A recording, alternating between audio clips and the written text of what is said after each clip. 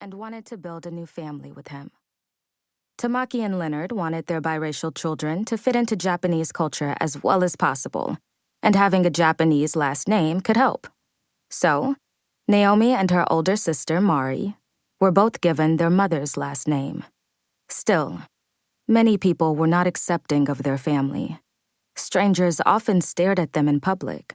Sometimes people said unkind things to Naomi and her sister. Their comments were hurtful. The family of four moved from Japan to the United States when Naomi was 3 years old. They lived in New York State, on Long Island, with Leonard's family. Naomi and Mari got to know all about Haitian culture, enjoying spicy food, energetic music, and family connections. At home, their mother spoke Japanese to them and cooked Japanese food too. And so they felt like they were part of both cultures.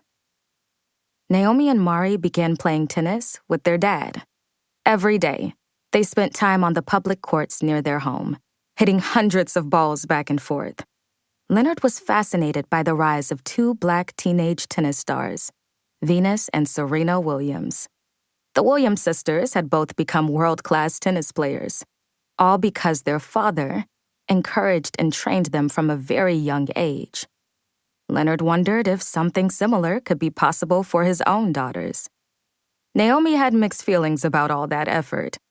"I'm happy he made us do it now," she later said, looking back on the hundreds of hours they spent practicing when she was a child. But at the time, she felt jealous of other kids who got to go on summer vacations and have fun, while she was practicing endlessly. Naomi's family moved to Florida when she was 8 years old, so that she and Mari could train year-round. They practiced on the court for 8 hours each day. The girls were homeschooled at night. It took a lot of dedication to show up day after day, but Naomi and Mari showed promise at the sport, so their parents pushed them hard, and the girls rose to the challenge. Life in the United States was going well, but Naomi's mother wanted the girls to finally connect with her side of the family. When Naomi was 11, they visited Japan to meet her grandparents and other relatives. The girls spoke Japanese well enough to interact, but their extended family struggled to understand their tennis practice and homeschooling lifestyle. It seemed strange to others for Naomi and Mari to be chasing the unlikely dream of being tennis stars. "So many people have told my dad that I would never be anything," Naomi said. But the girls kept pursuing their goal. Even Naomi sometimes wondered if all the effort was worth it. She often longed to go to school with other children, something she saw as more normal than the life she was living. "No one really knows all the sacrifices that you make just to be good," Naomi said.